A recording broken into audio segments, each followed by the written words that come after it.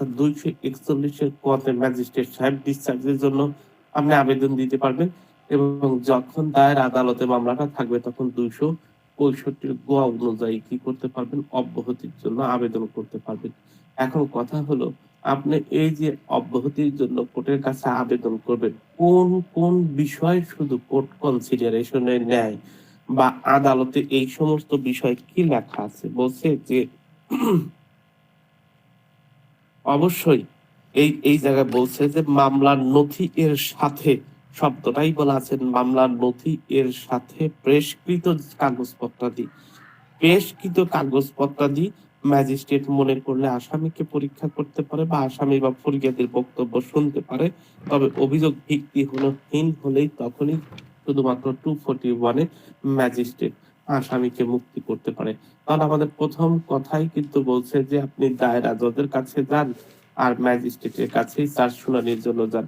শুধুমাত্র মামলার রেকর্ড এবং উক্ত রেকর্ডের সাথে যেই সমস্ত কাগজপত্রাদি দাখিল করা আছে, রেকর্ডের সাথে যেই সমস্ত কাগজপত্রাদি দাখিল করা হয়, মামলার রেকর্ড অর্থ হলো 173 অর্থাৎ পুলিশ প্রতিবেদন, তারপর হচ্ছে রিপোর্টের সাথে আর যে সমস্ত কাগজপত্রাদি থাকে, যেমন পুলিশের 161 থাকে, ম্যাজিস্ট্রেটের কাছে জবানবন্দি 164 থাকে, তারপরে হচ্ছে ময়না তদন্তের রিপোর্ট থাকতে পারে, সুরাত হাল প্রতিবেদন থাকতে পারে, জব্দ তালিকা থাকে 103 নম্বর সেকশন অনুযায়ী, মেডিকেল রিপোর্ট থাকে যেটাকে আমরা পোস্টমর্টম রিপোর্ট বলছি। এই সমস্ত কাগজপত্রাদি শুধু বিবেচনা করেই ম্যাজিস্ট্রেট বা দায়ের আদালত একটা ব্যক্তির মুক্তির জন্য ব্যবস্থা করতে পারে, অর্থাৎ ডিসচার্জ করতে পারে। তাহলে ডিসচার্জের বিষয় দুইটা জায়গায় বলা আছে। নাম্বার 1, মামলার যদি ম্যাজিস্ট্রেট সাহেবের কাছে আসেন তাহলে will consider the record and document submitted thereby, যেগুলোকে রেকর্ড দাখিল করা আছে, আর যদি কোর্ট নেসেসারি মনে করে will make a examination if any on the অ্যাকিউজডকে এক্সামিন করতে পারে, অথবা will given the prosecution and accused opportunity to hearing, এবং এই জন্য হিয়ারিং বা হার্ড করতে পারে, তার সাথে কথা বলে ডিসচার্জের জন্য ব্যবস্থা করতে পারে। তাহলে ডিসচার্জের বিষয়টা আমাদের দুটো জায়গায় আছে, একটা হচ্ছে 241 এর এ আর একটা হচ্ছে 265 এর সি, ইংলিশে যদি থাকে আর বাংলায় যদি থাকে ক এবং গতে। কখন কখন ডিসচার্জ দেওয়া হয় ফৌজদারি মামলায়? একটা প্রশ্ন বারবার আসে, সেটা হলো ফৌজদারি মামলাতে কোন পর্যায়ে আসামিকে ডিসচার্জের জন্য আবেদন করা হয়, সেটা হচ্ছে যে কথা আমরা বললাম যে চার্জ গঠনের সময় কিন্তু আবেদন করতে পারবেন। এখান থেকে বেশ কিছু প্রশ্ন এসেছে। ক্রিমিনাল প্রসিডিউর কত ধারা অনুযায়ী আসামিকে অব্যাহতি দেওয়া হয়? যদি ক্রিমিনাল প্রসিডিউর দায়রার কথা বলে দায়রা আদালত থেকে কখনো অব্যাহতি দেওয়া হয় তাহলে 260 আর 265 এর সি বলবেন। যদি বলে ম্যাজিস্ট্রেট সাহেবের কথা তাহলে 241 এর ক বলবেন। আবার যদি অভিযোগ শুনানিকালে অভিযুক্ত ব্যক্তিকে দাখিত দলিল পত্রাদি বিবেচনা করা যায় না, কখন করা যায় না, কখন করা যায় আর কখন করা যায় না, শুধুমাত্র চার্জ গঠনের সময় দাখিলকৃত কাগজপত্র যেগুলো আছে সেগুলো নতুন করে দাখিলকৃত কাগজপত্র দিয়ে আপনার দেখার সুযোগ নাই। শুধুমাত্র আসামিকে পরীক্ষা করবে এবং এক্সামিন করতে পারে কোর্ট, যদি মনে করে তাহলে এক্সামিন করতে পারে। দায়রা জজের বিরুদ্ধে কোন, এই প্রশ্নটা আসে মাঝে মাঝে যে যদি এরকম হয় যে আপনি ডিসচার্জের জন্য আবেদন করেছেন, ডিসচার্জ কি হয় নাই, মওকুফ হয় নাই, আপনাকে কি করেছে, এইটা আপনার কোর্ট নামঞ্জুর করেছে, সেক্ষেত্রে আপনার কাজ হচ্ছে এটাকে রিভিশন করা। বারবার একটা কথা বলে যে, আমি একটা কথা কিন্তু স্পষ্টভাবে বলেছি যে দেখেন, ফৌজদারি মামলাতে বিষয়গুলোকে ধরা সহজ, কারণ হচ্ছে এটা কোনো জাজমেন্ট না, জাজমেন্টেই শুধু আপিল হয়, আর যতগুলো অর্ডার হয় তার এগেইনস্টে সরাসরি আপনার রিভিশন যাবেন। এক্ষেত্রে দুই ধরনের আমাদের সিভিল প্রসিডিউরে যেমন এলোমেলো টাইপের, অর্থাৎ 96 নম্বর সেকশনেও আপিল হয়, 104 নম্বর সেকশনেও আপিল হয়, আবার দেখা যাচ্ছে হচ্ছে রিভিশন হয়। তো আমাদের ক্রিমিনাল প্রসিডিউরে এই ধরনের বিধান নেই। আমরা জানি যে জাজমেন্টের আগে যতগুলো ঘটনা ঘটবে অধিকাংশই আপনার রিভিশন করবেন এবং জাজমেন্টের পরে যেগুলো হবে সেগুলো সবসময় আপিল করবেন। একেবারে সহজ সরল কথা। এখন আমাদের আরেকটা প্রশ্ন হলো, সেটা হচ্ছে অব্যাহতি যদি না দেন, অর্থাৎ আসামিকে অব্যাহতি দিলে প্রতিকার কি আর অব্যাহতি না দিলে প্রতিকার কি? যে কথা আমি বলছি যে ধরেন কোর্টকে যদি অব্যাহতি দেয় তাহলে প্রতিকার কি, আর অব্যাহতি যদি না দেয় তার প্রতিকার কি? যদি আসামিকে অব্যাহতি দিলে তাহলে ফরিয়াদের প্রতিকার কি? যদি আসামিকে দিয়েই ফেলে তাহলে রিভিশন করবেন। অর্থাৎ ওই যে 241 এর ক এবং 265 এর গ অনুযায়ী যদি আসামিকে অব্যাহতি দিয়েই দেয় তাহলে ফরিয়াদি বা রাষ্ট্রপক্ষ উক্ত বিষয়ে রিভিশন করবেন। কোথায় রিভিশন করবেন?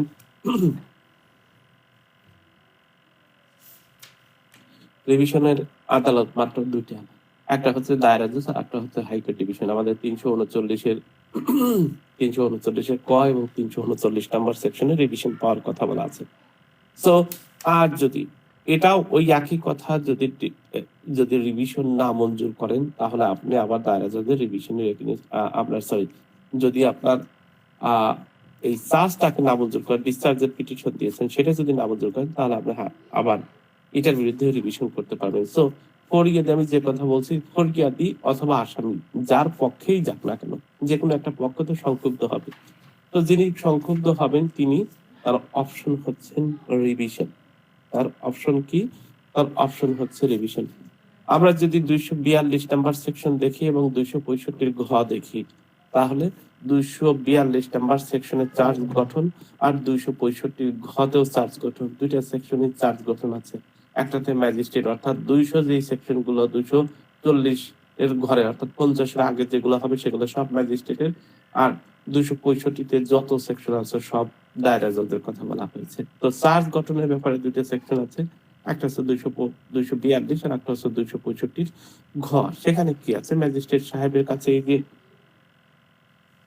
ডিসচার্জ করলেন না, পিটিশন দেওয়া হলো, ডিসচার্জ করা হলো না, অর্থাৎ বিবেচনা করে শুনানির পর যদি আসামি অপরাধ করেছে বলে যদি মনে করা হয় তাহলে আসামি উক্ত ব্যক্তিকে অপরাধ অনুষ্ঠানের জন্য অভিযোগ গঠন করবেন এবং অভিযোগ গঠনে যদি স্বীকার করছেন কিনা, মানে অভিযোগ গঠন করার সময় সবসময় আসামিকে জিজ্ঞাসা করা হয় যে আপনি অপরাধী কিনা।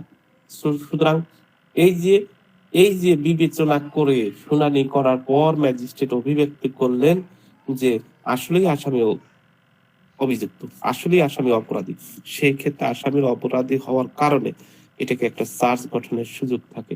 আবার দায়রা আদালতে 265 ঘতে দেখবেন ওই একই কথা বলা হচ্ছে যে শুনানির পরে যদি আদালত অভিব্যক্ত প্রকাশ করেন যে বা অনুমান করেন যে আসলে ঠিক আছে তার বিরুদ্ধে অভিযোগ ঘটানোর মতন, অভিযোগ দায়ের করার মতো পর্যাপ্ত পরিমাণ অভিযোগ আছে, তাহলে উনি চার্জ আকারে সেটা গঠন করবেন এবং আসামিকে অবশ্যই জিজ্ঞাসা করা হবে। এই যে 242 বা 265 ঘ দুইটা জায়গায় আসামিকে জিজ্ঞাসা করা হয় যে আপনি দোষী নাকি নির্দোষ, আপনাকে এই কথাটা সবসময় জিজ্ঞাসা করা হয়।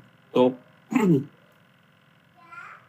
যদি নির্দোষ হিসেবে নিজেকে দাবি করে তাহলে তো বিচার করতে হবে। আমরা জানি যে চার্জ গঠনের ক্ষেত্রে এক পক্ষ স্বীকার করে অপর পক্ষ অস্বীকার করে, এই বিষয় নিয়ে তো চার্জ হয়, ইস্যু গঠন হয়, যেটা আমরা দেওয়ানি কার্যবিধিতে বলছি। তো যখনই আসামি এটাকে অস্বীকার করবেন তখনই আমাদেরকে মনে করতে হবে যে এখানে চার্জ গঠন করা হবে। তাহলে চার্জের দুইটা সেকশন, ডিসচার্জের দুইটা সেকশন, তাহলে ডিসচার্জের দুইটা সেকশন হচ্ছে 241 এর ক এবং 265 এর গ। একই সাথে চার্জ ফ্রেমটা হবে দুইটা সেকশনে, একটা হচ্ছে 242 এবং 265 ঘতে চার্জ গঠন করা হবে। এখান থেকে প্রশ্ন করা হয় যে আসামির বিরুদ্ধে অভিযোগ গঠনের পর কি করতে হয়, অর্থাৎ আসামি যদি অভিযোগ 2023 সালে প্রশ্নটা এসেছিল, সে বিচারের প্রার্থনা করে কিনা তা জিজ্ঞাসা করতে হবে, অর্থাৎ জিজ্ঞাসা করেন যে আপনি দোষী না নির্দোষী, প্রশ্নটা করেন, যে কথা আপনাকে কিছুক্ষণ আগে আমি বললাম যে প্রত্যেকটি সেকশনে এই বিষয়টাকে আছে। একই সাথে ফৌজদারি মামলা চার্জ গঠনের দায়িত্বকার, এরকম যদি বলে যে ফৌজদারি মামলা চার্জ গঠনের দায়িত্বকার, ফৌজদারি মামলা সকল চার্জ গঠনের দায়িত্ব হচ্ছে আদালতের, সেটা হয় ম্যাজিস্ট্রেট আদালত অথবা দায়রা আদালত, দুটি আদালতের যে কোনো কোর্টের হচ্ছে চার্জ গঠন করে থাকে। তাহলে আমরা এই যে শুনানির সময় আমরা জিজ্ঞেস করলো কোর্ট যে আপনি দোষী নাকি নির্দোষ, আপনাকে যদি অভিযোগটা স্বীকার করে নেয়, যদি অভিযোগটা স্বীকার করে নাই, এই ধরনের দুইটা সেকশন আছে, 243 ম্যাজিস্ট্রেট আদালতে 243 আর ফৌজদারি আদালতে 265 সেখানে বলা হচ্ছে যদি অভিযুক্ত ব্যক্তি স্বীকার করে নেয় যে অপরাধের জন্য তাকে অভিযুক্ত করা হচ্ছে তিনি সেই সম্পর্কে জানেন এবং তিনি অপরাধটা করেছেন সেই স্বীকারোক্তিটা লিপিবদ্ধ করবেন এবং কেন তিনি দণ্ডিত হবেন না সে সম্পর্কে তিনি পর্যাপ্ত কারণ না দর্শান তাহলে তাকে দণ্ড প্রদান করা হবে। 243 নাম্বার সেকশনে কিন্তু দণ্ড প্রদান করা হবে। ওই শব্দটা আছে যে আসামি যদি স্বীকার করে নেন সেই ক্ষেত্রে তাকে যথাসম্ভব তার ব্যবহার ভাষায় স্বীকৃতি লিখতে হবে এবং দণ্ডিত কেন হবে না তাকে কারণ দর্শানোর জন্য বলা হবে। তো কারণ না দর্শালেই তাকে ম্যাজিস্ট্রেট দণ্ড দিতে পারবেন। তাহলে এই শব্দটা কিন্তু যদি আপনাকে বলে যে আমরা এতদিন পর্যন্ত বিভিন্ন ভাবে শুধু জেনে গেছি যে আসামি স্বীকার করলে তাকে কনভিকশন দেওয়া হয়ে থাকে। তো কনভিকশন অফ প্লি অফ গিলটি নিজেকে অপরাধী হিসেবে স্বীকার করা, এই যে কনভিকশন অফ প্লি অফ গিলটি হিসেবে যদি নিজেকে স্বীকার করে দুইটা সেকশনে স্বীকার করতে পারে। একটা হচ্ছে 243 আর একটা হচ্ছে 265 নাম্বার সেকশনে। সেখানে আমরা বারবার বলছি যে যদি স্বীকার করে না ওই স্বীকারোক্তির ভিত্তিতে স্বীকারোক্তিটা লিপিবদ্ধ করবেন এবং উহার বিবেচনামূলক ক্ষমতায় আদালত দণ্ড প্রদান করবেন। এইটা 243 এবং 265 ইউতে বলা আছে। যে কথা আমরা বলছি ম্যাজিস্ট্রেট সাহেব অনেক সময় কারণ দর্শানোর কথা বলে যে কেন আপনি অপরাধ করেছেন বা কেন অপরাধটা করেন নাই এই কারণ দর্শানোর জন্য বলতে পারে। উনি যদি কোনো কিছু না বলে তাহলে সেই ক্ষেত্রে সাথে সাথে দণ্ড দেওয়ার বিধান রয়েছে 243 নাম্বার সেকশন, একই সাথে 265 নাম্বার সেকশনে। অর্থাৎ একটা হচ্ছে দায়রা আদালতের, একটা হচ্ছে ম্যাজিস্ট্রেট আদালত। আমি দুইটা সেকশন একসাথে বলার চেষ্টা করছি কারণ হচ্ছে এইগুলো আমাদের পড়া আছে। এখন কথা হলো যদি এরকম হয় যে আমি স্বীকার করে নিয়েছি, প্রশ্ন আসলে আপনাকে স্বীকারোক্তির ভিত্তিতে শাস্তি দিবে এই স্বীকারোক্তি কিন্তু আপনার ম্যাজিস্ট্রেট কাছে 164 এর মতো কিন্তু না। এখন কথা হলো যদি আমরা এই ধরনের কাজ কোনো কিছু করেই ফেলি যে ম্যাজিস্ট্রেটের কাছে আপনি একজন আসামির পক্ষের আইনজীবী, আপনার আসামি আবেগপ্রবণ হয়ে 242 নাম্বার সেকশনে ম্যাজিস্ট্রেটের কাছে অথবা দায়রা জজের কাছে কত নাম্বার সেকশনে 265 নাম্বার সেকশনে নিজেকে অপরাধী বলে স্বীকার করে নিলেন, অর্থাৎ অভিযোগের সত্যায়িত স্বীকার করলেন। সেই ক্ষেত্রে করণীয় কি, প্রতিকারটা কি? আমাদের 412 নাম্বার একটা সেকশন আছে এই ফৌজদারি কার্যবিধির 412 নাম্বার একটা সেকশন আছে। সেখানে বলছে যদি প্লি অফ গিলটি নিজেকে স্বীকার করে অর্থাৎ নিজে যদি দোষ স্বীকার করে নেয় সেক্ষেত্রে দণ্ডিত ব্যক্তির শাস্তির পরিমাণ বৈধতা ব্যতীত আপিল করতে পারবে না। সুতরাং আপনার প্রথম কথা হচ্ছে আপনি কিন্তু যদি দোষ স্বীকার করে নেন এই দুইটা সেকশনে যদি 243 নাম্বার সেকশন এবং 265 নাম্বার সেকশনে যদি কেউ দোষ স্বীকার করে নেন তাহলে এই দোষ স্বীকারের উপরে ভিত্তি করে আপনি আপিল করতে পারবেন না। যেহেতু আপিলের বিধান নাই, আমরা জানি যেখানে আপিলের বিধান নাই সেখানে আমরা কি করতে পারবো, সেখানে রিভিশন করতে পারবো। দ্যাটস ওয়াই স্বীকার করে নিলে ওই আসামির পক্ষে একমাত্র পথ খোলা আছে, সেটা হচ্ছে রিভিশন। আমরা আবারও বলছি রিভিশন দুইটা সেকশনে হয়ে থাকে, একটা হচ্ছে দায়রা জজের কাছে, একটা হচ্ছে হাইকোর্ট ডিভিশন অর্থাৎ 439 এবং 439 এর ক তার সাথে অ্যালং উইথ সেকশন 435 অর্থাৎ 435 নাম্বার সেকশনে যুক্ত করা হয়। আমরা বারবার বলি যে দেখেন 435 নাম্বার সেকশন এত গুরুত্বপূর্ণ সেকশন, যদি অ্যালং উইথ সবসময় ব্যবহার করা হয় সেই ক্ষেত্রে আপনি জামিন চাইতে হলে রিভিশনে জামিন চাই। এই যে একটা আসামি আমরা কি হলো নিজেকে গিলটি বলে স্বীকার করে নিল যে আমি আমি অপরাধ করেছি, তাহলে এই আসামি যেভাবেই স্বীকার করে দেয় এখন তাকে তো শাস্তি দেওয়া হয়েছে, আপনাকে তো জামিন চেতে হবে। তাহলে আপনি জামিন যাবেন কত নাম্বার সেকশনে? 494, 495, 496, 497, 498 না কোন সেকশনে জামিন যাবেন? আপনি এই বিষয়টাই জানেন না। আসলে আপনাকে এই সমস্ত সেকশন অর্থাৎ 96, 97, 98 এই সমস্ত সেকশনে জামিন চাওয়ার কোনো সুযোগ নাই। আপনাকে প্রথমত রিভিশন করতে হবে, রিভিশন শর্তে আপনাকে জামিন চাইতে হবে। আর রিভিশন শর্তে যদি আপনি জামিন চান 435 নাম্বার সেকশনে আপনাকে জামিন চাইতে হবে। ঠিক আছে? এক একটা সময় জামিন এক একটা সেকশনে করতে হয়। এখন আপনার আপিলের জন্য এসেছেন, একটা মামলার রায় হয়েছে, সেই রায় দেখেন দুইটাই কিন্তু রায় হচ্ছে। আমি যখন কথাবার্তা বলি আমার কথাতে সবচেয়ে গুরুত্বপূর্ণ বিষয় হচ্ছে আমি আপনাকে প্র্যাকটিক্যালি বোঝানোর চেষ্টা করি। বই যেখানে আছে সেটার সাথে একটু প্র্যাকটিক্যালি মিলানোর চেষ্টা করি যাতে আপনাদের জন্য সহজ হয়।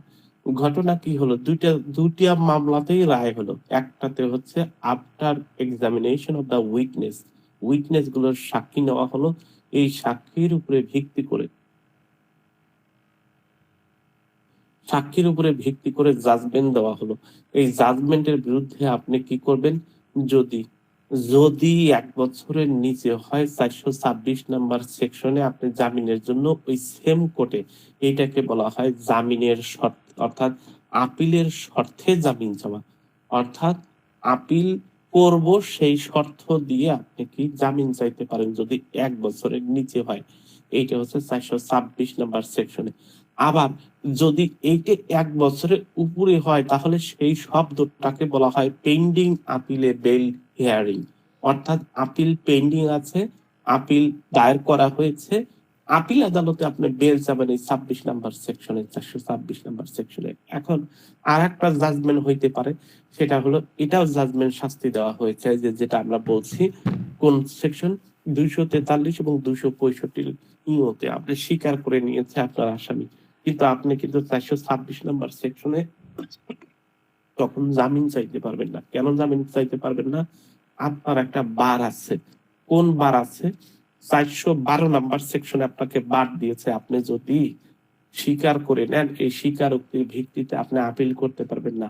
আমাদের ব্রিটেনে একটা প্রশ্ন মাঝে মাঝে আসে যে কোন কোন ক্ষেত্রে আপনি কি করতে পারবেন না, আপিল করতে পারবেন না। এর মধ্যে একটা অন্যতম ব্যাপার হলো আপনি যদি অপরাধকে স্বীকার করে নেন তাহলে আপিল করতে পারবেন না।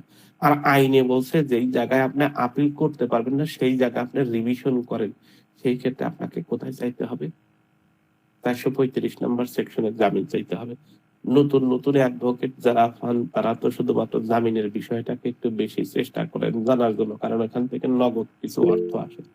তো কোন সেকশনে জামিন চাইবেন, কোন সেকশনে কি করবেন, সেটা জি জাহাঙ্গীর ভাই হ্যান্ড রেজ করেছেন। যে ভাই একটা বিষয় জানতে চাচ্ছি যে 1 বছরের নিচে আর 1 বছরের উপরে যদি ডাইরেক্ট 1 বছর হয় সেটাও কি 1 বছরের নিচে হিসেবে কাউন্ট করবো কিনা? 1 বছর হলেও সেটা আপনি আপিল করে যাইতে হবে। না এখন ওই যে একটা ভাই দেখলাম যৌতুক মামলায় 1 বছর 10,000 টাকা দিছে, জরিমানা করছে, কিন্তু ওটা দেখলাম আমি যে ওই সেম কোর্টেই আপিল সত্ত্বে যাবেন নিছে দিছে।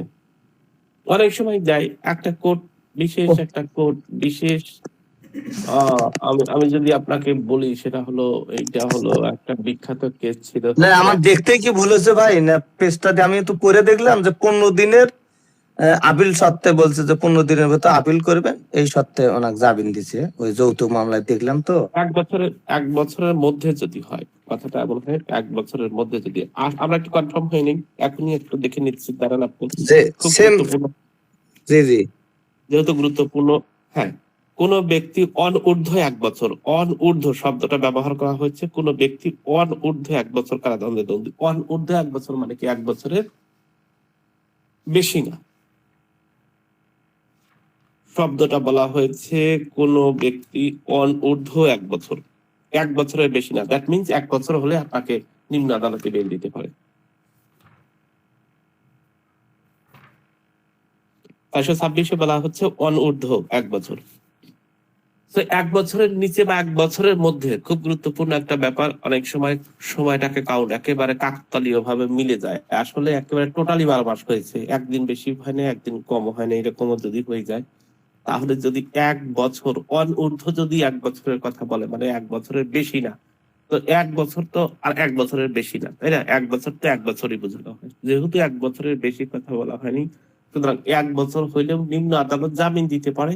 ইটস ম্যান্ডেটরি, এটা কোর্ট বিবেচনামূলক, এটা কোর্ট বিবেচনা করে জামিন দিতে পারে। তো কথাটা কি বোঝা গেছে?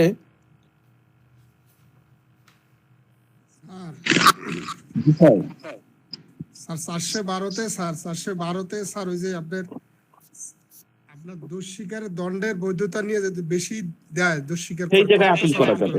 জি স্যার ওইটা বলতে চাইছিলাম। সেই জায়গায় আপিল করা যাবে। এখন আপনার আপিলটার বিধান হচ্ছে ওই যে কথা বললাম, শুধুমাত্র শাস্তির পরিমাণের বৈধতা নিয়ে।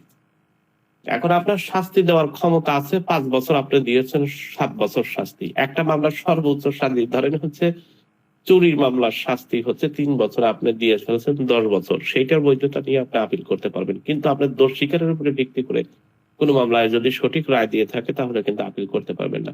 অত্যন্ত সঠিক কথা বলেছেন। 12 নম্বর সেকশনে এটা খুব গুরুত্বপূর্ণ একটা জিনিস, কখন আপিল করা যায়।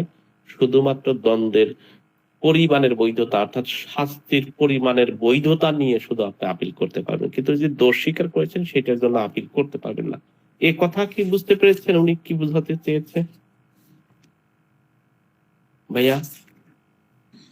স্যার, যেটা জি। বুঝলাম স্যার, যে কোন ম্যাজিস্ট্রেট বা দোষ স্বীকারোক্তির ভিত্তিতে যদি কোনো রায় দেয়, সেটা যদি বৈধ রায় দেয়, যেটা একটা উদাহরণ দিলেন স্যার, চুরির মামলায় 3 বছর সাজা, 3 বছরই সাজা দিয়েছেন বা 2 বছর সাজা দিয়েছেন, এটা নিয়ে আপিল করা যাবে না।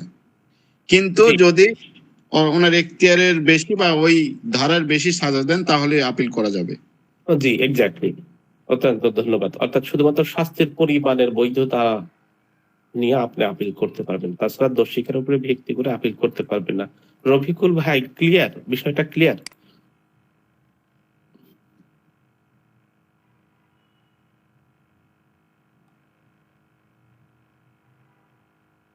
তাহলে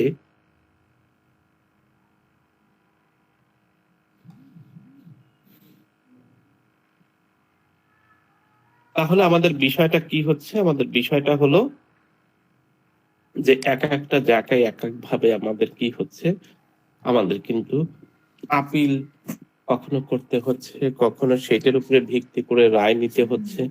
আমাদের এই বিষয়গুলো কিন্তু করতে হচ্ছে। খুবই গুরুত্বপূর্ণ একটা সেকশন নিয়ে আমরা আলোচনা করব, সেটা হচ্ছে 244 নম্বর সেকশন। 244, তাহলে 43 নম্বর সেকশন আমাদেরকে চলে গেল। আমরা এখন 44 নম্বর সেকশন দেখব। সেটা হচ্ছে অভিযোগের সত্যায়িত স্বীকার না করলে তখন পদ্ধতিটা কি? আমরা তো এতক্ষণ বললাম 43 নম্বর সেকশনে যে অভিযোগটা স্বীকার করে নিয়েছে সেটার বিষয়টা কি। আমরা যদি অভিযোগটাকে অস্বীকার করি, এই অভিযোগ অস্বীকার করলে বিচার শুরু হয়ে যাবে। এই বিচারের 2টা সেকশন রয়েছে, একটা হচ্ছে 244 নাম্বার সেকশন আর একটা হচ্ছে 265 নাম্বার সেকশন। আপনার খুবই গুরুত্বপূর্ণ 2টা সেকশন। এই 2টা সেকশন অনুযায়ী কিন্তু আমাদের বিচার শুরু হয়ে যায়, অর্থাৎ সাক্ষী গ্রহণ শুরু হয়ে যায়। সেক্ষেত্রে 244 নাম্বার সেকশনে বলা হচ্ছে, ওই যে 243 নাম্বার সেকশনে আপনি যখন নিজেকে দোষ স্বীকার করবেন না বা দোষ স্বীকার করবেন, যে কোনো একটা কিছু করবেন, অর্থাৎ গিলটি প্লেয়ার অথবা নট গিলটি প্লেয়ার যদি আপনি করেন, ঠিক আছে, সত্য দিয়ে স্বীকার করেন বা না স্বীকার করেন, যে কোনো একটা হবে। যদি অস্বীকার করেন যে আসলে আমি এই ধরনের অপরাধ করিনি, সেক্ষেত্রে আপনার বিচার শুরু হয়ে যাবে। 244 নাম্বার সেকশন অনুযায়ী বিচার শুরু হয়ে যাবে। 244 নাম্বার সেকশন অর্থাৎ নালিশের যে কথা আমাদেরকে বলছে, একেবারে স্পষ্ট যদি বলি, নালিশ ম্যাজিস্ট্রেট যদি যদি পূর্ববর্তী ধারা অনুসারে আসামিকে অব্যাহতি না দেন, ওই যে আসামিকে অব্যাহতি এবং দ্বন্দ্ব 2টা সেকশন, এর মানে 243 নাম্বার সেকশনেও কিন্তু আসামিকে দ্বন্দ্ব দিতে পারেন। আসামিকে কি করতে পারেন? দ্বন্দ্ব কিন্তু দিতে, কনভিক্টেড করতে পারেন, কনভিকশন করতে পারেন। কিন্তু আমাদের 243 নাম্বার সেকশনে কিন্তু কোনো খালাস বা কোন রকম ডিসচার্জ বা মুক্তি এই ধরনের কিন্তু কিছু নাই, শুধুমাত্র দ্বন্দ্ব দেওয়ার বিধান আছে 243 নাম্বার সেকশনে এবং 265 নম্বর সেকশনে। তবে আমাদের সাক্ষী শুরু হয় কত নাম্বার সেকশনে? 2টা সেকশনে। খুবই গুরুত্বপূর্ণ বিষয়গুলো, একটা হচ্ছে 244 আর একটা হচ্ছে 265 চ।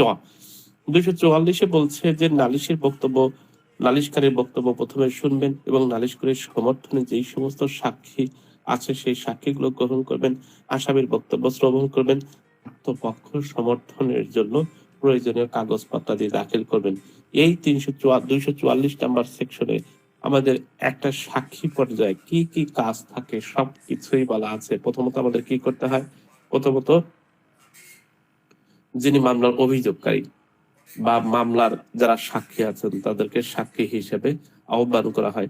এবং এই মামলাতে বারবার বলার চেষ্টা করছি কিন্তু, যে সাক্ষী কোর্টে দিবেন 2 ধরনের সাক্ষী। আপনি যখন কোনো মামলাতে, বিশেষ করে আসলে একটা মামলাতে আইনজীবীর প্রথম এবং প্রধান কাজ 2টা জায়গায়।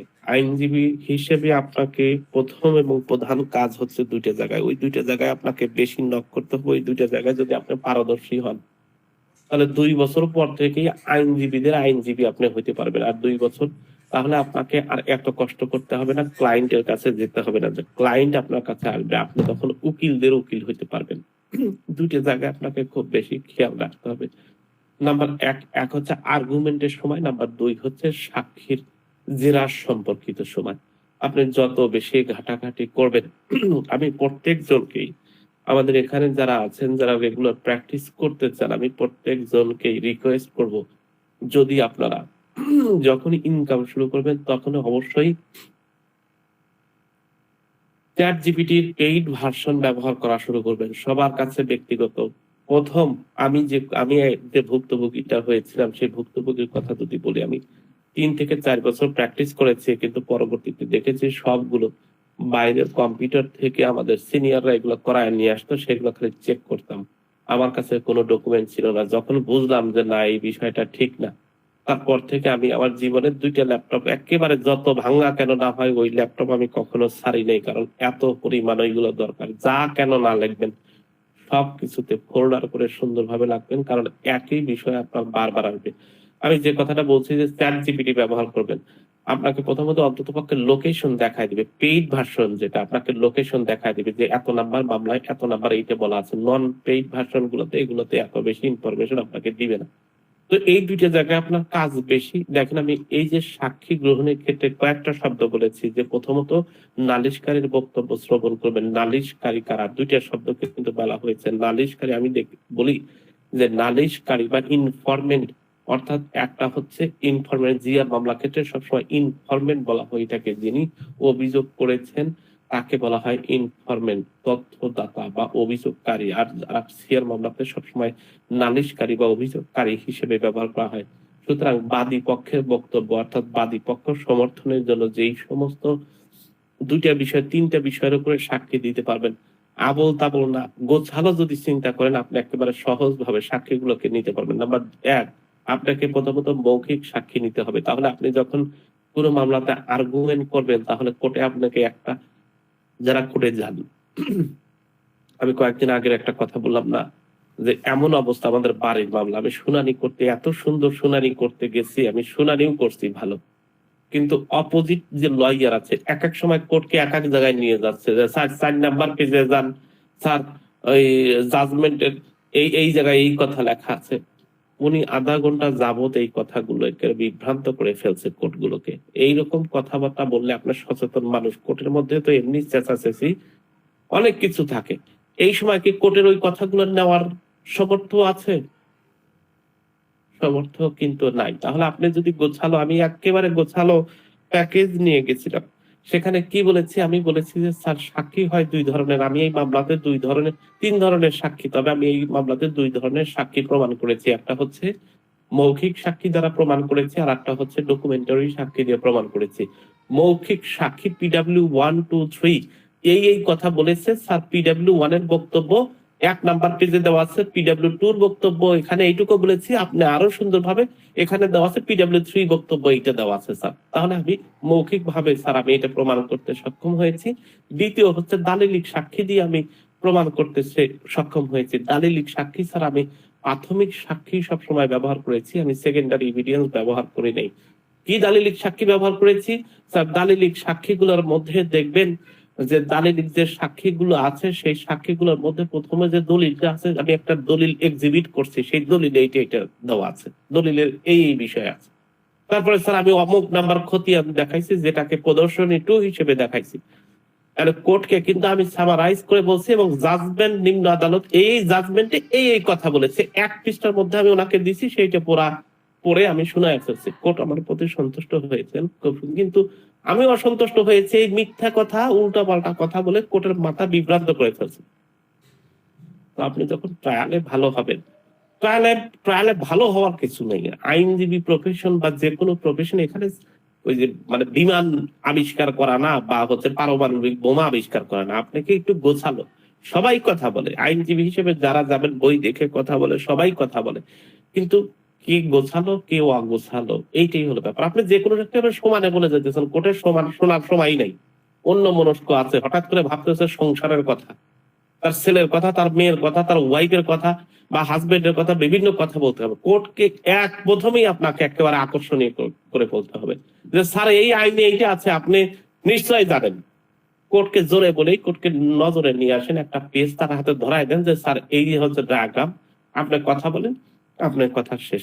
কিন্তু অধিকাংশ জায়গাতে এইগুলো হয় না, যার ফলে নিম্ন আদালতে মামলাগুলোতে কিন্তু জাজমেন্ট আসামির বিপক্ষে বেশি যায়, শাস্তি হয়ে যায়। যাই হোক, আমরা যে কথা বলছিলাম যে সাক্ষী গ্রহণের ক্ষেত্রে এই যে 244 নম্বর সেকশন কথা বলতে যে একটা কথা বলতে হলো, সেই জায়গায় দেখবেন এই 244 নম্বর সেকশনেই আপনাকে কিন্তু ওই যে আমাদের যে এভিডেন্স একটা সাক্ষীর ক্রমের কথা বলেছে, সেই কথা কিন্তু একেবারে 244 এবং 265 চতে একেবারে স্পষ্ট বলেছে যে আপনি প্রথমত নালিশকারীর বক্তব্য দেন, নালিশকারীর সমর্থনে যেই সমস্ত সাক্ষী আছে, যে কথা আমি বললাম, নালিশকারীর সমর্থনে 2 প্রকারের সাক্ষীকে আপনি বিভক্ত করেন। এছাড়াও 3 প্রকারের যদি আপনি নিয়ে যান, ফরেনসিক বা শারীরিক সাক্ষী আছে, সেটা যদি নিয়ে যান তাহলে কোর্টকে আপনি সেইভাবে বুঝান। তাহলে আপনার সাক্ষী 2 প্রকারের, সেটাকে আলাদা করে নেন, কোনটা মৌখিক সাক্ষী কোনটা দালিলিক সাক্ষী সুন্দরভাবে দেন।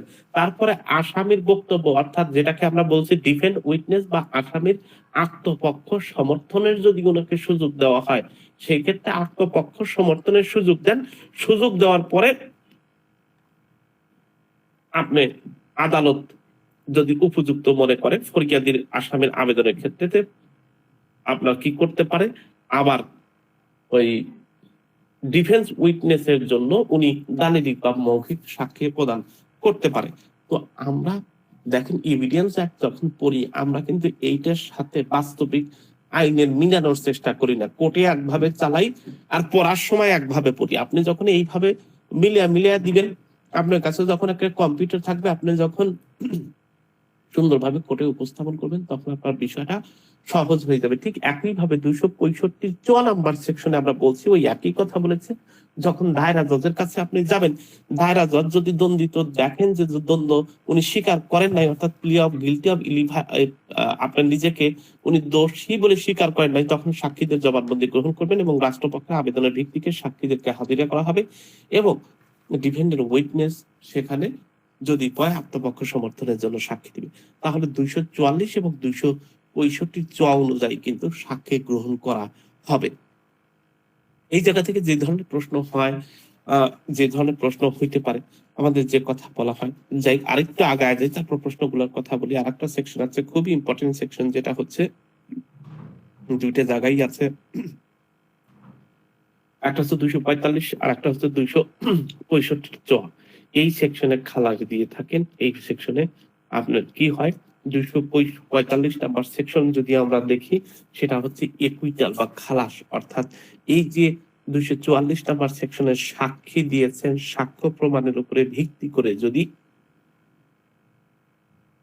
কোর্ট মনে করেন যে না, আসলে এই আসামি যিনি আছেন তিনি আসলে আসামি এই মামলার সাথে জড়িত না, সেই ক্ষেত্রে ম্যাজিস্ট্রেট আসামিকে নির্দোষ সাব্যস্ত করবে এবং উনি তাকে খালাস দিতে পারে।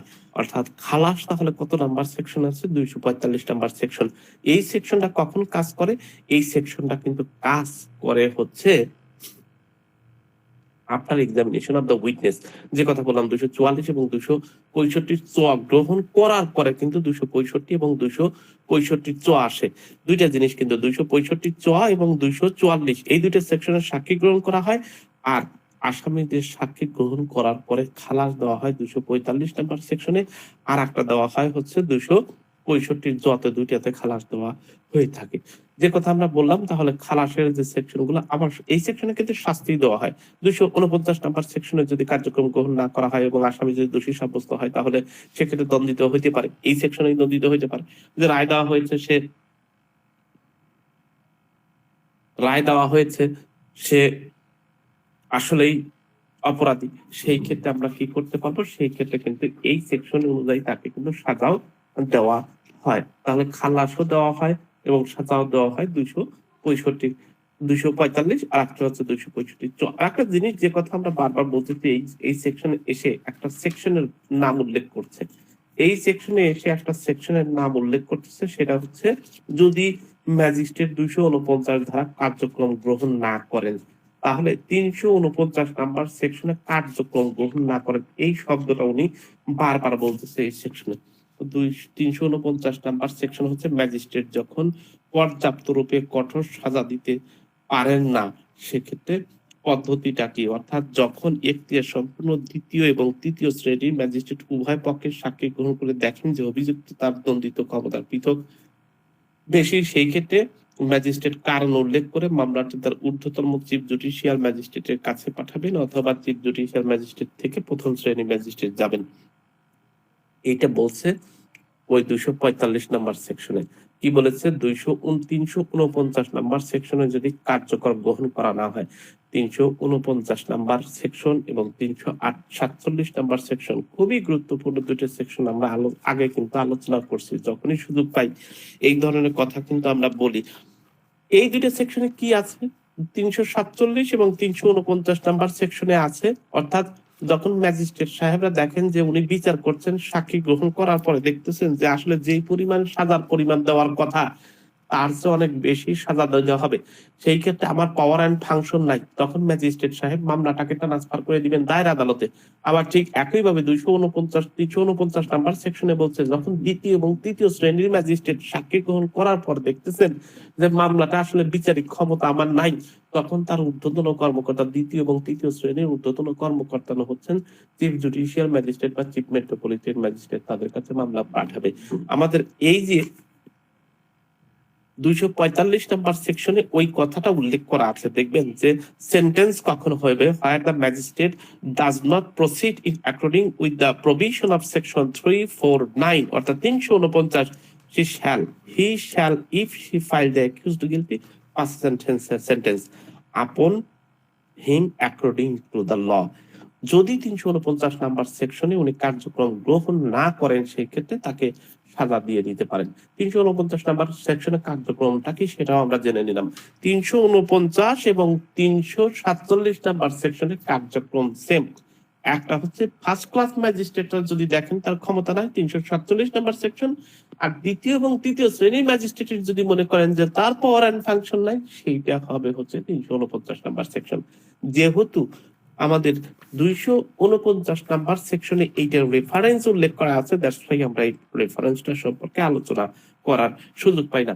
তাহলে 245 নাম্বার সেকশনে কিন্তু কি হচ্ছে, এই জায়গায় কিন্তু ডিসচার্জ হচ্ছে না, এই জায়গায় কিন্তু একুইটাল হচ্ছে, আবার এই জায়গায় সেন্টেন্সও দেওয়া হচ্ছে। কখন সেন্টেন্স এবং কখন কনভিকশন ব্যবহার করা হয় কেউ জানেন? কনভিকশন কখন ব্যবহার করা হয়, কখন সেকশন ব্যবহার করা হয়, সেন্টেন্স ব্যবহার করা হয়? স্যার সাক্ষ্য প্রমাণের পর যদি দোষী সাব্যস্ত হয় তখন রায়ের পরে তো কনভিকশন দেওয়া হয়, দণ্ড দেওয়া হয়। বুঝি নাই দাদা। বলছিলাম সাক্ষ্য প্রমাণে যদি দোষী সাব্যস্ত হয় স্যার, হ্যাঁ, রায় প্রকাশের পরে তো কনভিকশন দেওয়া হয় স্যার, সেটা বলছিলাম। সেন্টেন্স কি তাহলে? সেন্টেন্স কি স্যার? দণ্ডাদেশ। সেন্টেন্সটা স্যার দণ্ড যে যায় স্যার, ওইটা তো সেন্টেন্স স্যার। হ্যাঁ, দুইটাই তো তাহলে কারাগারে আটক, একটা তো 20 পান না আর একটা কারাগারে না, দুইটাই তো কারাগারে রাখা, তাই না? কনভিকশন জি স্যার। স্যার সেন্টেন্স যেটা সেটা তো আবার কনভিকশন স্যার। স্যার কনভিকশন হচ্ছে স্যার দোষী সাব্যস্ত হওয়া, আর আর সেন্টেন্স হচ্ছে স্যার দণ্ডাদেশ দেওয়া। হ্যাঁ, দুইটাই তো একই জিনিস পেল না।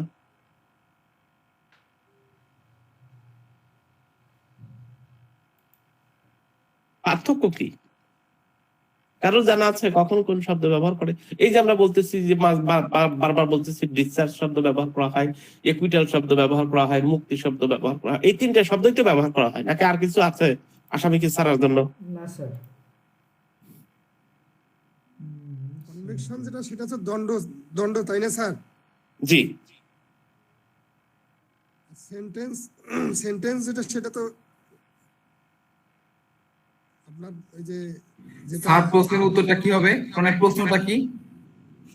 সেন্টেন্স এবং কনভিকশন কি দুটো কি একই শব্দ? আলাদা স্যার, কখন ব্যবহার করা আলাদা। কি কোথায় কখন ব্যবহার করা হয়? স্যার একটা হচ্ছে ডিগ্রির ক্ষেত্রে, একটা আছে রায়ের ক্ষেত্রে। কি একটা হচ্ছে ডিগ্রির ক্ষেত্রে, আর একটা রায়ের ক্ষেত্রে ব্যবহার করা হয়ে থাকে। না, ডিগ্রি তো দেয় স্যার আপনার দেওয়ানি মামলা, এই তো ডিগ্রি তো আপনার ফৌজদারি তো হয় না। পার্থক্যটা দেখেন তো, স্পষ্ট পার্থক্যটা। কারোর কাছে আছে, বই আছে, কোথাও লেখা আছে এক্সাক্ট কোথাও?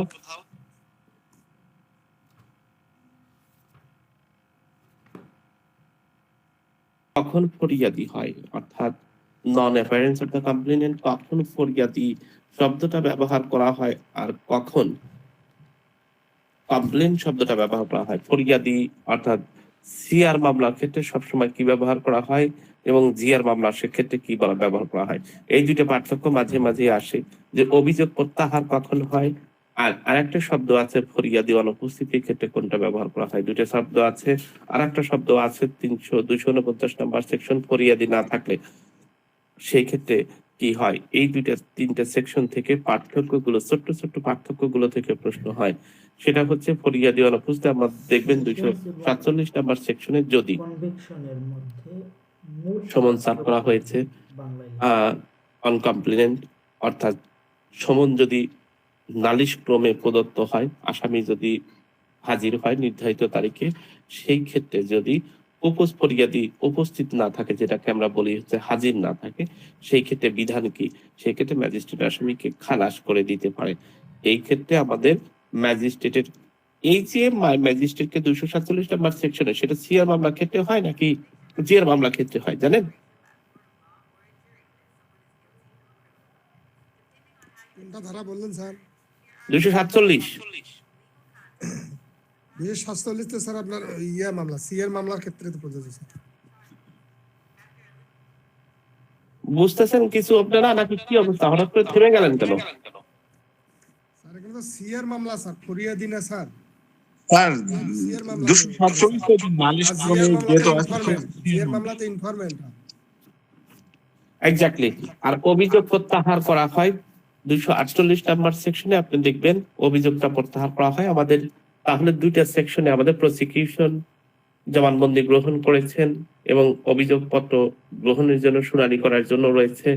আদালত যদি মনে করেন যে আসামি অপরাধ করেছে, সেক্ষেত্রে কিন্তু আর কোনো সাক্ষী দেওয়ার প্রয়োজন নেই, সেটা আমাদের খালাস দিতে পারে 265 জ অনুযায়ী। অর্থাৎ ঝড়ে এইটা হচ্ছে 265 জ, যেটাকে খালাস করে। আর আসামির অনুপস্থিতি 247 নম্বর সেকশনের কথা যে কথা বলছি, সেই ক্ষেত্রে কিন্তু আসামিকে একুইটাল করা হয়। এই শব্দটা হচ্ছে একুইটাল যদি নালিশকারী, অর্থাৎ নালিশ শব্দটা আমরা বললেই, যখনই নালিশ বলবো তখনই আমরা বুঝবো এটা সিআর মামলা। নালিশকারী বরাবরই যদি সমন ইস্যু করা হয়, উনি যদি উপস্থিত না থাকেন, তাহলে সেক্ষেত্রে মামলাটা আসামিকে একুইটাল অর্থাৎ খালাস করে দিতে পারে 247 নাম্বার সেকশন অনুযায়ী। 247 থেকে প্রশ্ন হয় কিন্তু অভিযোগকারী যদি আমাদের 248 নাম্বার সেকশনে আসে, 248 এবং 265 ঝ অর্থাৎ আত্মপক্ষ সমর্থনের জন্য আসামিকে ডাকা হয়। 265 ঝতে যদি আসামিকে আত্মপক্ষ সমর্থনের জন্য ডাকা হয় এবং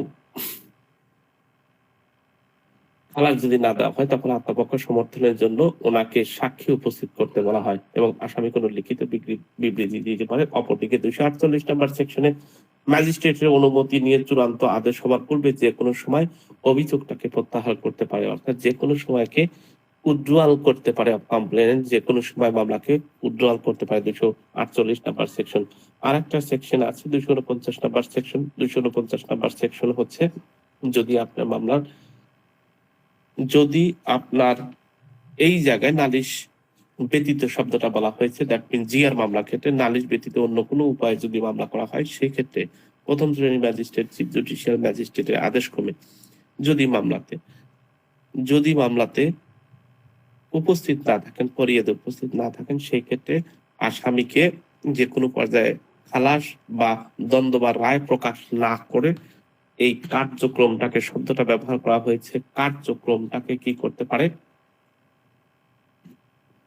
কার্যক্রমটাকে বন্ধ রাখতে পারে। এবং আসামিকে সেই ক্ষেত্রে বলা হয়েছে, আসামিকে সেই ক্ষেত্রে মুক্তি বা রিলিজ শব্দটা ব্যবহার করা হয়েছে 249 নাম্বার সেকশন। অত্যন্ত ধন্যবাদ আমাদের মোসাফিরুল ভাই কথাটা লিখেছেন। কোন ব্যক্তি কনভিক্টেড অর্থাৎ দোষী সাব্যস্ত হওয়ার পরেই কেবলমাত্র তাকে সেন্টেন্স দিতে পারেন, দোষী সাব্যস্ত না হলে তাকে সাজা দেওয়া সম্ভব হয় না। কনভিক্টেড শব্দ অর্থ দোষী সাব্যস্তর কথা বলা হচ্ছে, আর সেন্টেন্স শব্দের অর্থ হচ্ছে সাজা দেওয়ার কথা বলা হচ্ছে। তাহলে একটা পার্থক্য উনি তুলে ধরেছেন আমাদের মধ্যে, কিন্তু আমি চাচ্ছি যে কোন কোন, এটা তো উনি দিয়েছেন কিন্তু আমরা তো বলতে পারবো না যে মোসাফির ভাই বলেছিল এইটা, এই জন্য আমরা এটা বলছি। এখন আমাদের আমি চাচ্ছিলাম আমার এক্সাক্ট, এটা তো বাংলা মিনিং করা আছে, বাংলা মিনিং তো করতেই পারবেন না, আপনিও করতে পারবেন, আমিও করতে পারবো, কিন্তু আমি চাচ্ছিলাম যে কোথায় রেফারেন্স ব্যবহার করা হয়েছে, যে কোন সেকশনে কনভিক্টেড শব্দ ব্যবহার করা হয়েছে, কোন সেকশনে সেন্টেন্স শব্দটা ব্যবহার করা হয়েছে, সেখানে কোনো পার্থক্য হয় কিনা। জি ওই যে ইয়াতে সিআরপিসি তে যখন কিনা স্যার দোষ স্বীকার করার পর দ্বন্দ্ব হচ্ছে, ওই যে 243-এ ওখানে কিন্তু হেডলাইন কনভিক্টেড লেখা আছে। কনভিক্টেড লেখা আছে, জি ওটা দেখেছি। এবং সেশন মামলাও স্যার 265-র ইয়েতে ওটাও কিন্তু কনভিক্টেড লেখা আছে, কিন্তু যখন রায় প্রদান করতেছে অর্থাৎ খালাস বা যখন ওই পর্যায়ে যাচ্ছে তখন কিন্তু সেন্টেন্স আবার ইউজ করছে ওখানে দুই জায়গায়। দ্যাট মিনস দুইটা সেকশনে আমরা রেফারেন্স হিসেবে ব্যবহার করতে পারি, 243 নাম্বার সেকশন এবং 245 নাম্বার সেকশন। 45 নাম্বার জি দুইটা সি আর 265-র জ ব্যবহার করতে পারি আমরা। দুইটা জায়গায় একটা হচ্ছে সাজা আর একটা হচ্ছে দোষী সাব্যস্ত। দোষী সাব্যস্ত হওয়া মানেই তো সাজা, তাই না? আমি এই জন্য বলছিলাম যে দেখেন শব্দ দুইটা কিন্তু একেবারে কাছাকাছি, দোষী সাব্যস্ত হওয়ার পরেই তো সাজা ভোগ করে, তাই না? জি জি জি স্যার, সাজা দণ্ড তো একই জিনিস বুঝতে পারছেন। জি জি এক্স্যাক্টলি। সাজা কিন্তু হচ্ছে এগুলি আমি দণ্ড, কিন্তু কনভিক্টেড এখন বলে যে সেন্টেন্সের মধ্যে পার্থক্যটা বলছেন আপনি। দুইটা শব্দ ব্যবহার করে, আমি বিভিন্ন রায়তে দেখতেছি দুইটা শব্দ ব্যবহার করতেছে, 4 ইয়ার্স সেন্টেন্স, 4 ইয়ার্স, আবার দেখেন লেখা আছে ডেথ সেন্টেন্স, আবার লেখা আছে আসামি কনভিক্টেড হয়েছে, সাজা ভোগ করেছে। অর্থাৎ দোষী সাব্যস্ত হওয়ার পরেই তাকে সাজা দেওয়া হয়। যাই হোক, আমাদের দুইটা জায়গা লেখা আছে, ছোট ছোট জিনিসগুলোকে আমাদের একটু ল রেফারেন্স সহ থাকলে দেখবেন আমাদের জন্য শক্তিটাকে আরো বেড়ে যাবে। যাই হোক, আমাদের 249 নাম্বার সেকশন, হ্যাঁ যখনই যেটা দেখবেন, আমি একটা কথা বলতেছি, এইটাই হচ্ছে নিয়ম। আমরা জনপ্রিয়তা ওই সময় পাবেন আপনি, ধরেন হচ্ছে কোর্টে যাবেন, জনপ্রিয়তা ওই কোর্টের মধ্যে একজন সিনিয়র একে জিজ্ঞেস করতেছে, এই কথাটা কিন্তু আমি পরশুদিন আপনাদেরকে বললাম, পরশুদিন না কবে যেন আমি ক্লাসে বলেছিলাম যে দেখেন একজন সিনিয়র একে জিজ্ঞেস করতেছে, ওকে জিজ্ঞেস করতেছে, এই করতেছে সেই করতেছে, কিন্তু ওই সিনিয়রকে সঠিক পরামর্শ কেউ দিচ্ছে না। তখন আমি ইচ্ছা করেই তার কাছে আগায় গেলাম এবং দেখবেন যে ওই সিনিয়র অনেক আপনার সে জুনিয়র, কিন্তু যখনই স্যার সম্বোধন করবেন সে একেবারে খুশি। আমি বললাম স্যার আপনি কি জানতে চাচ্ছেন স্যার? বললো যে এইটা স্যার আমি এতটুকু জানি, তবে আপনাকে রেফারেন্স সহ ডিএলআর বা বিএলডি সহ আপনাকে দিতে আমাকে একটা দিন সময় লাগবে। তো আমি বাসায় এসে শুরু করলাম এটা ঘাটাঘাটি এবং সুন্দর একটা প্রেজেন্টেশন আকারে ওনাকে দিলাম। ওই ব্যক্তি, ওই উকিল যত বড় সিনিয়র কেন না হয়, উনি সারা জীবন মনে করবে যে এই ছেলেটা অত্যন্ত ভালো বা ভালো গবেষণা করে।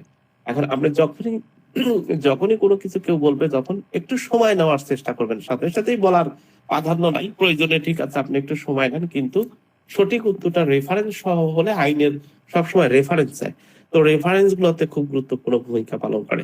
যাই হোক, আমরা যে পড়াশোনাগুলো করলাম, এখন দুইটা বিষয় সম্পর্কে আমরা জানলাম যে দেখেন ম্যাজিস্ট্রেট আদালতে যে অভিযোগ থেকে অব্যাহতি দেওয়া হয় সেটা হচ্ছে 241-এর ক, এবং ম্যাজিস্ট্রেট আদালতে 241-এর ক, এবং দায়ের আদালতে 265-র গ।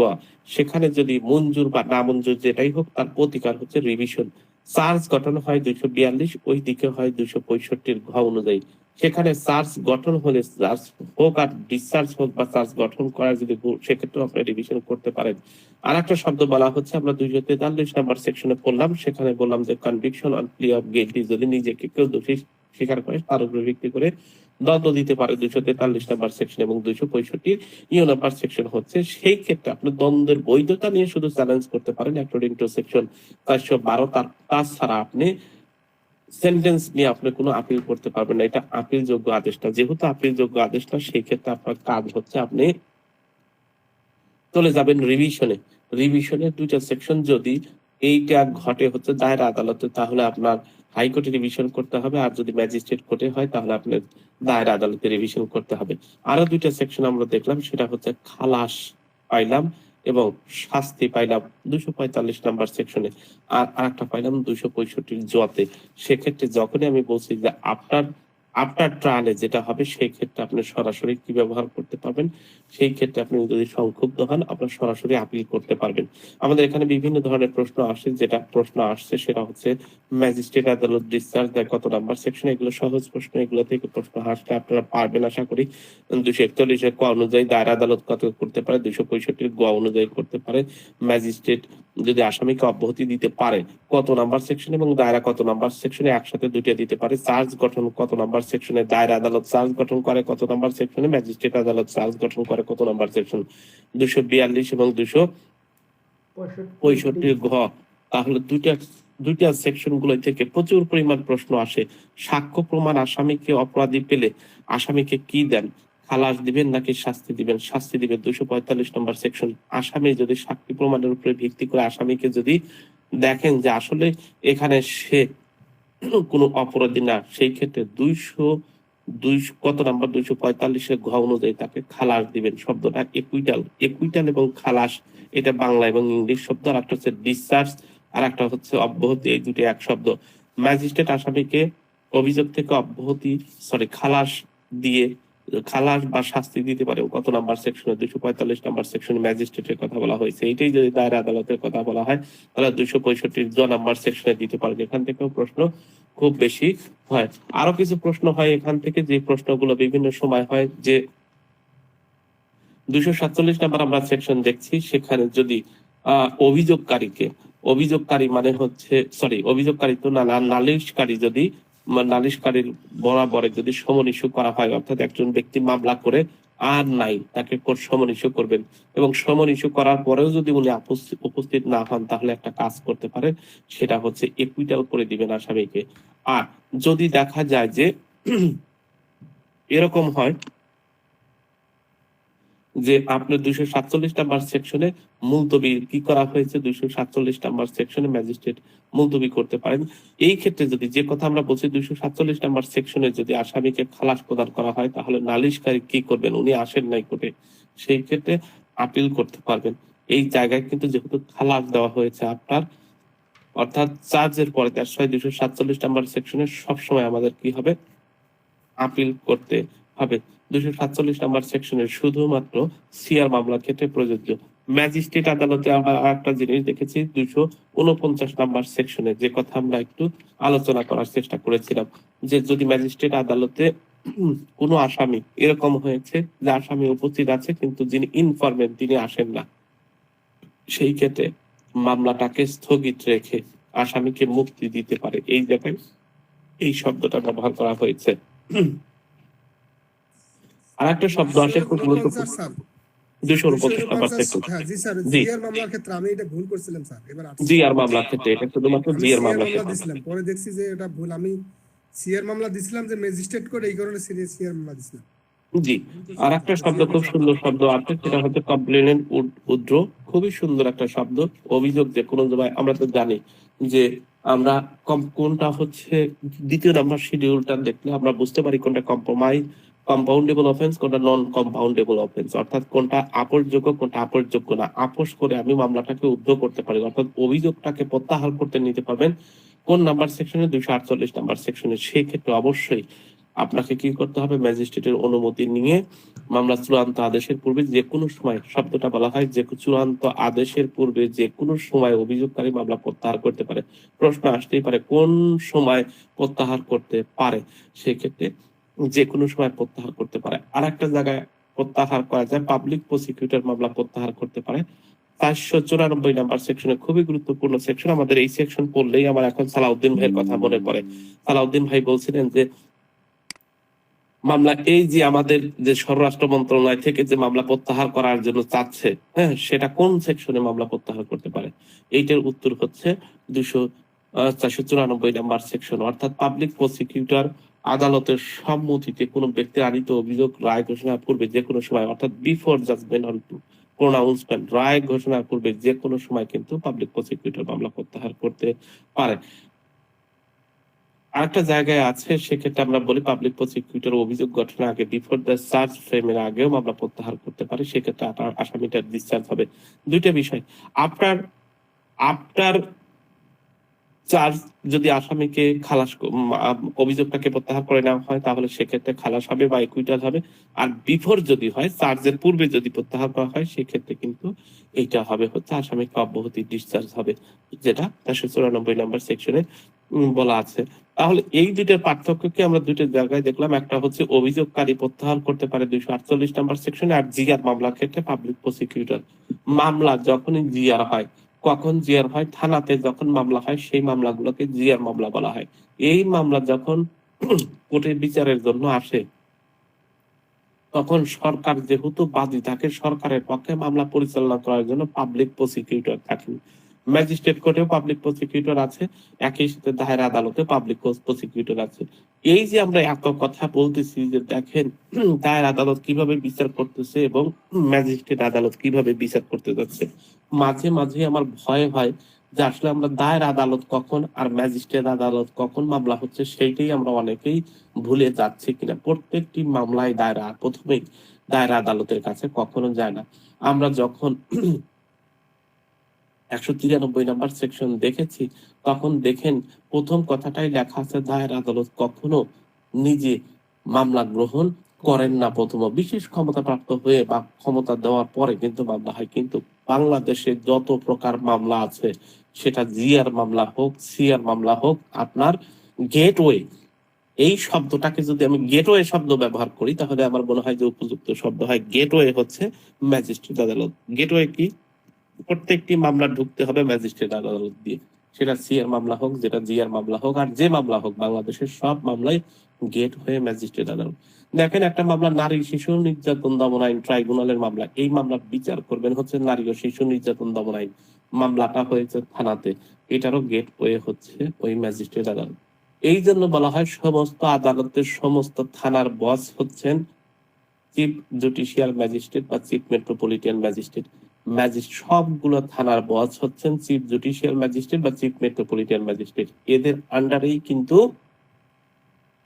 সকল ধরনের রিপোর্ট, সকল ধরনের মামলা, সকল ধরনের প্রতিবেদন এই ম্যাজিস্ট্রেটের মাধ্যমে যায়। আমি কি বুঝাইতে পেরেছি? এখন বিচার একটা বিষয় আর মামলা দায়ের বা গেটওয়ে একটা বিষয়। আমি বারবার বোঝানোর চেষ্টা করতেছি, আমাদের পড়া শেষ, আমরা যে পড়াটা পড়তে চাচ্ছি, যে ট্রায়াল সিস্টেম করতে চাচ্ছিলাম বোথ অফ দায়রা আদালত বা ম্যাজিস্ট্রেট আদালত, আমি বেসিক কিছু ইনফরমেশন আপনাদের কাছে দেওয়ার চেষ্টা করছি। এখান থেকে কিন্তু প্রশ্ন হবে কোনটা খালাস, কখন একুইটাল হচ্ছে, কখন মুক্তি হচ্ছে, এই ধরনের প্রশ্ন কিন্তু থাকবে বোথ অফ দায়রা আদালত বা ম্যাজিস্ট্রেট আদালত। যে কথা আমাদের কিছুক্ষণ আগে আমাদের জগবন্ধু তা বলছে, কিন্তু যে 249 নাম্বার সেকশনে আমি মনে করছিলাম সিআর কেস দেওয়ার ফলেই আমার উত্তরটা ভুল হয়েছে। এই ধরনের কাজগুলোকে আপনাকে খুব বেশি খেয়াল করতে হবে। স্পেশালি এখান থেকে রিটার্ন প্রশ্ন হয়, প্রচুর পরিমাণ রিটার্ন প্রশ্ন হয়। আপনাকে সবসময় খেয়াল রাখতে হবে যে রিটার্নের জন্য 1 থেকে 1.5 মাস সময় দেয়, এই 1.5 মাসের মধ্যে আপনাকে কভার করতে হবে। যে কথা বলতে যে আবার অন্যদিকে চলে যাচ্ছে। বিশেষ কথা হচ্ছে আমাদের বিশেষ কথা হচ্ছে প্রত্যেকটি মামলা দায়ের হবে হচ্ছে থানাতে অথবা কোর্টে। থানাতে দায়ের হলেও ওই ম্যাজিস্ট্রেট আদালতে আসতে হবে, কোর্টে দায়ের করলেও ওই ম্যাজিস্ট্রেট আদালতের কাছেই আসতে হবে। ম্যাজিস্ট্রেট সাহেব যদি মনে করেন ওনার বিচারিক ক্ষমতা নাই, তারপরে উনি অন্যজনের কাছে দিবেন, কিন্তু তার আগে আগে ম্যাজিস্ট্রেটের কাছে যেতে হবে। এখন প্রশ্ন হয় যে ভাইয়া ম্যাজিস্ট্রেটের কাছ থেকে কখন দায়ের আদালতে ট্রান্সফার করবে? আমরা তো জানি 205-এর গ পড়লাম, 205-এর গ পড়লাম, আবার আজকেও কিন্তু 347 পড়লাম, আজকেও কিন্তু 349 নাম্বার সেকশন বললাম, আবার 192 নাম্বার সেকশন, 191 নাম্বার সেকশন, এখানেও কিন্তু ট্রান্সফার হয়। আমি বলছি যে প্রত্যেকটি মামলার গেট হয়ে হচ্ছে ম্যাজিস্ট্রেট। তাহলে একটা থানাতে মামলা হয়েছে, এই মামলাটা আপনি খুঁজতে যাবেন কোথায়? ম্যাজিস্ট্রেট আদালতে। একটা ধর্ষণের মামলা খুঁজতে যাবেন কোথায়? ম্যাজিস্ট্রেট আদালতে। একটা খুনের মামলা খুঁজতে যাবেন কোথায়? ম্যাজিস্ট্রেট আদালতে। একটা চুরির মামলা খুঁজতে যাবেন কোথায়? ম্যাজিস্ট্রেট আদালতে। একটা একটা দাঙ্গা হাঙ্গায় মামলা কোথায় খুঁজতে যাবেন, সেটা ম্যাজিস্ট্রেট আদালতে খুঁজতে যাবেন। এই কথা প্রত্যেকটি মামলার আমি উদাহরণ দেওয়ার চেষ্টা করলাম যে প্রত্যেকটি মামলা আপনাকে প্রথমত গেটওয়ে ঢুকবেন হচ্ছে ম্যাজিস্ট্রেট আদালতে। ম্যাজিস্ট্রেট মামলা রিসিভ করার পরে উনি দেখবেন যে এই মামলাটা আমার বিচার করার এখতিয়ার আছে কিনা। যদি বিচার করার এখতিয়ার না থাকে মামলাটা ট্রান্সফার করবে। তারপরেও মামলা পাওয়ার সাথে সাথে উনি ট্রান্সফার করবেন এরকম না। আইন বলছে যে ম্যাজিস্ট্রেট সাহেব আপনি কি করেন, মামলাটাকে প্রস্তুত করে দেন, ট্রায়ালের মতো করে প্রস্তুত করে দেন, তারপরে ট্রান্সফার করবে। অর্থাৎ একটা মামলার যখনই পুলিশ প্রতিবেদন আসে বা চার্জশিট আসে তখনই কিন্তু মামলাটা বদলি হয়ে দায়রা আদালতে যায়। এর আগে পর্যন্ত আপনার সবগুলো মামলাই কিন্তু ম্যাজিস্ট্রেটের কাছে থাকে। আমার কথা কি